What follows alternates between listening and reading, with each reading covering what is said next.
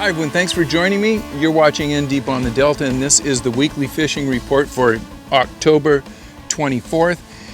And I'll be honest with you, this week for both stripers and largemouth bass, we're going to call it slow to fair, with days and periods and bite windows that you may be able to say it's fair to good, but those bite windows have been fewer and farther in between this last week, and they have been shorter periods when you have that bite window happening. Now, I will say, I was out this morning and I found a couple of those bite windows, and I hope I have at least one fish that I caught on camera. So if you stick around to the end of the video, you may see some cast to catch action. I'll tell you about a big fish that I got this morning. So with that, we're going to get right into water conditions, and then we'll get into the report.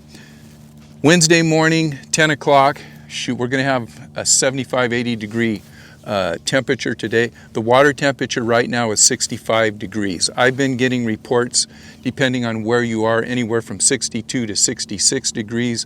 We're supposed to have some warm weather coming up, so I'm going to predict that the water temperatures are going to remain right around 65. They may even go up for the next week or so because we're going to have that 75-80 degree weather. The clarity here in the Central Delta is really clear. I know last week I told you Rob from the Bass Hole talked about just crystal clear out around the track. In the Central Delta, I'm going to give it, I'm going to say 7 to 10 feet of viz out here. Really, really clear water, and I think part of the problem in the last week, we've had such good weather, sun's out, we got crystal clear water, and the fish, are a little more finicky than they have been, a couple weeks ago when we were getting a lot of cloud cover, a little breeze, some fronts moving in. So we'll talk about that. But anyhow, crystal clear water out here, or really clear water. Not a whole lot of sea lions here in the Central Delta, but there's not a whole lot of stripers either. So I think the stripers that were kind of in the areas that I was in, from Paradise Point out to Prisoner's Point, those fish have probably moved around somewhere and they've had the sea lions follow them. The fishing pressure here on weekdays, I mean, it's nothing. I haven't had a boat go by, by me in an hour or so, and I think I've seen 2 boats out here all day. As far as the fish go here in the Central Delta, they're small fish. A lot of shorts. Everybody's complaining of small stripers in the, I'll say, 10 to 14 inch class. The fish that we are catching periodically that are keepers are just in that 18 to 20 inch size. If you really want to go striper fishing, you need to be out towards the Sacramento, either Big Break, Sherman Island, Liberty, Sacramento, up by Pittsburgh. I talked to Joey Price this weekend. Joey fished the Bass Hole tournament, and for those of you who don't know Joey Price, Joey is from Priceless Fishing, and you can get a hold of Joey at pricelessfishing at email.com. And Joey has had some very good fishing for large stripers. He's been fishing the West Delta, and we're talking about I'll say from Big Break and out. Sherman, he hasn't been up in Liberty, but I know some of my friends, Tristan, who you guys may know from Instagram, I see he's been posting, he's had some nice size stripers coming out of Liberty, but Joey's been getting some big 30-inch plus stripers. He's been throwing topwaters and glide baits, and I talked to Joey a little bit about what he feels is going to happen here in the next week.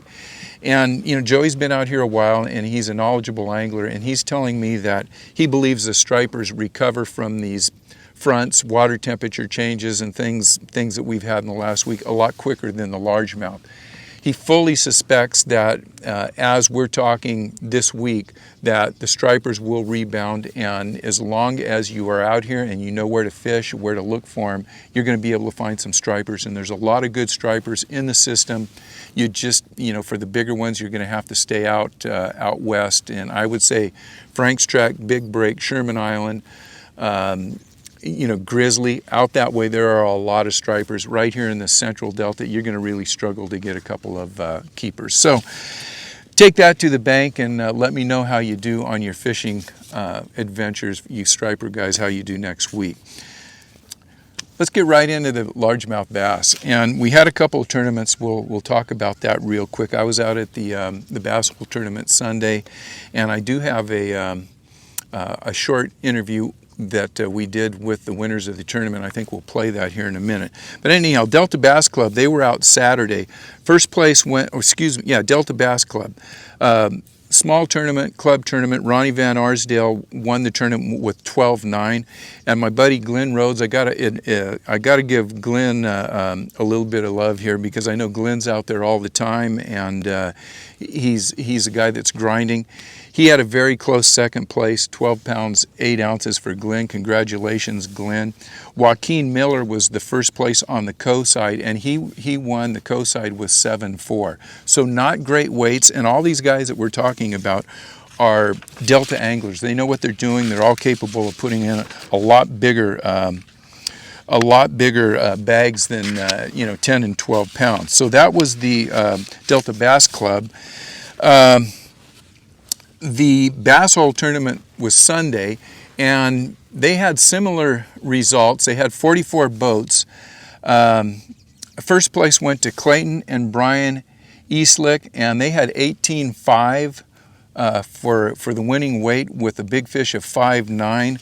And the second place was, not second place, but first place, that was for the high rollers. The low rollers was Andrew and Andy Kobayashi. They had, I think, 15.4 with a big fish of over 5 pounds also. Fairly respectable, I guess you'll say. I mean, well, let's just say those are light bags to be winning tournaments, and light fish to be getting big fish, 5 pound plus fish. We should be seeing some 6s, 7s, and 8s this time of year, but the fishing was slow. And I talked to a lot of the guys that fished the Bass Hole tournament, and a lot of them, they all caught fish, but a lot of shorts. A lot of guys didn't weigh in. A lot of guys didn't catch a keeper. They had to come in with, a 40 fish day and nothing to weigh in. All right, nice bag, guys. What you guys have? 1856 or something? 1853. That's a like solid fish. You guys had a nice average in there. Yeah, they're all good ones, solid ones. How was it there out there this morning? It was pretty slow. I mean, in the morning I punched one big one, probably almost 6, and I thought it was going to be on fire. And then after that, it really slowed down, and it didn't pick back up till like 12:45, 1 o'clock. Then I caught another big one, and then after that we went and caught a good amount of fish. But we had a big, lull through that time. So yeah. Well, you guys found the right ones today. I mean, we talked to a lot of guys that were catching a lot of numbers. Yeah. But these later flights seem to have a little bit bigger fish too. Yeah, I was kind of focusing on some fish that I think had pulled off just with that cold night, and I think it paid off. So yeah, it definitely did, man. Yeah, for sure. All right. Yep. All right. Thanks, Ed. The guys that are getting the bigger bites in the tournament, they were either punching or they were frogging. That's where most of the bigger fish were caught. After that, take your choice: jerk baits, worms. And I do believe Aaron and Andy Kobayashi, who won the low roller with 15.4 and a 5 pound plus kicker, they caught all of their fish on worms. So, it's kind of a junk fishery right now. The reports coming in from Gmail were really fair to slow. Kayak Bill reported, and Kayak Bill has been out there quite a bit. He's been fishing around Tower Park. His last trip, he had a 10 to 12 fish day, and that's a mix of keepers and shorts. And Bill was nice enough to give us all a hint on what has saved his day, and it's the Lucky Craft 1.5 crankbait, and that's in the crawdad color. My buddy Coach Ted has been at it again. Take a look at this. He got an 8.3 this week, just a couple days ago. That was on a donkey slayer. Ted's saying that, bite windows are not easy to come by. When he's finding the bite windows, they last for about 45 minutes, and they start and they stop real quick. And he's having to work for his fish. He is getting a topwater bite early in the morning when he gets out, but the rest of the day you have to move, stick, and just grind it out. You will find some bite windows, and like I said, he picked up an 8.3 on a donkey slayer chatterbait. He also guided his friend Will to his personal best. Let's get a picture of Will up there. with a 3.6. So congratulations to Will, and I'm sure if you keep going out with Ted, you're going to break that 3.6 mark real quick. So what's been going on with all of the reports? The AM bite has been pretty decent, pretty steady. You don't have to get out super early, about 7 o'clock. It lasts for about a half an hour, 45 minutes. You can expect to get bit on topwater baits. Most people are throwing poppers or bubble walkers. They're not throwing big, you know, splashy baits or big popping baits. Smaller baits. Most of the fish are going to be in the 1 to 2.5 pound class. If you get lucky, you'll pick up a 3 in that topwater session. Once that bite stops, you're going to have to grind it out. As I said before, the bigger fish coming in on the tournaments from the guys that I talk to are catching them mostly punching and frogging and getting some big bites and you know, pulling out some fish. You know, not at a great pace, but they can be had. What else do we have? What did I do this morning? Well, what have I done this week? I have been seeing the same thing that most people have, pretty slow fishing, grinding it out. I'm still picking up fish on jerkbaits, and everybody's catching fish on jerkbaits out here. It's just that there are days when you may go have a 40 or 50 fish day, and you may only pick up two or three keeper fish if you're using the jerkbait. I came out this morning, again, water temperature's 65 degrees. I started throwing a bubble walker. I used the silent killer, the one with the rattles removed.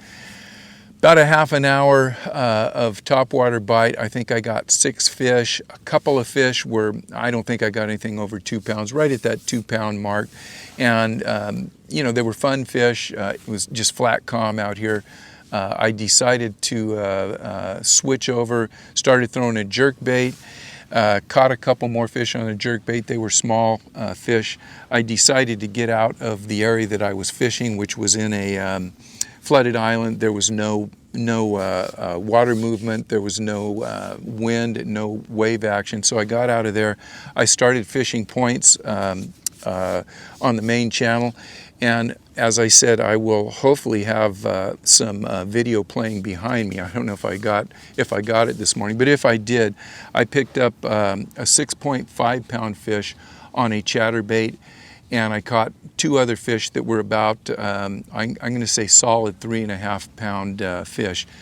Those all came in about a 15-minute bite window, and when that stopped, man, it was tough for the next hour, and then I started filming my video. But I'll let you know what I caught that on. This is the bait that I caught it on, and I think that might be a jackhammer with an old man's reeling shad on the end of it, green pumpkin. Another thing I'll say for you guys that are looking for a decent chatterbait rod and you don't want to spend a lot of money, I've been using this Dobbins Sierra series rod.